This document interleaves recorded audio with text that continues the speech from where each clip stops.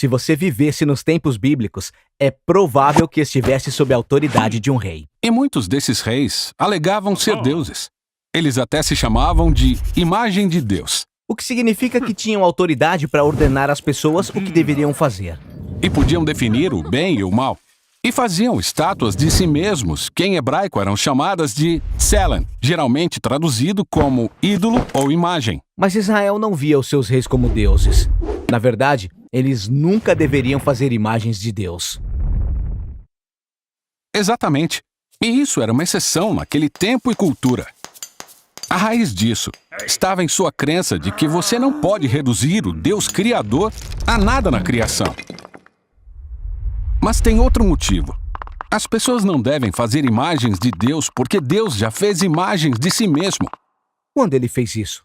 Bem, vamos à primeira página da Bíblia.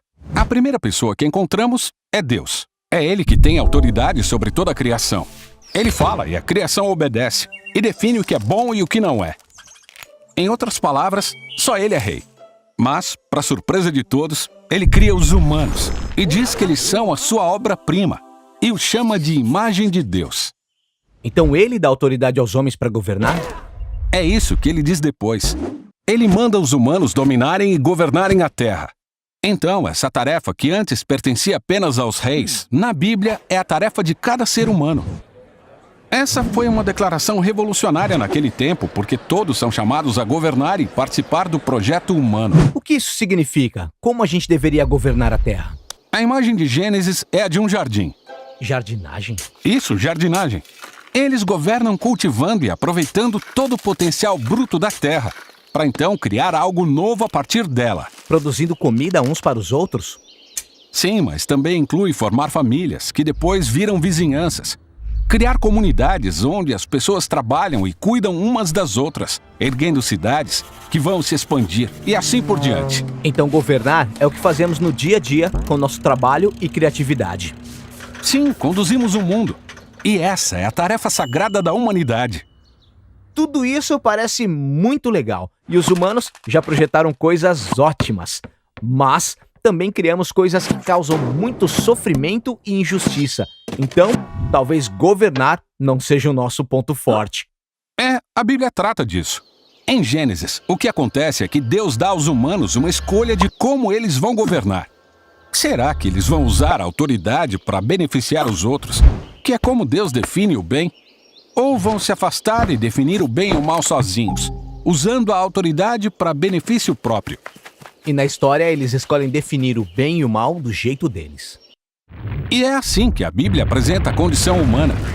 Às vezes realizamos coisas maravilhosas, mas com a mesma frequência, apesar das melhores intenções, agimos de forma egoísta e espalhamos o mal pelo mundo.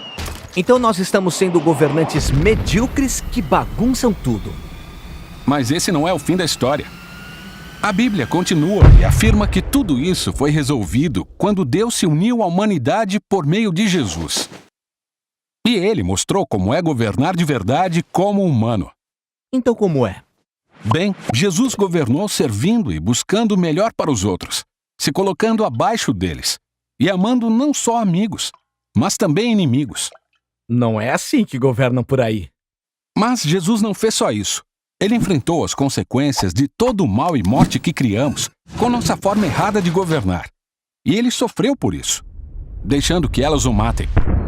Então, quando os escritores do Novo Testamento olham para a ressurreição de Jesus, eles veem um futuro novo se abrindo para toda a humanidade. Jesus é o novo modelo de ser humano. É por isso que eles dizem que Jesus é a imagem de Deus, ou o novo humano.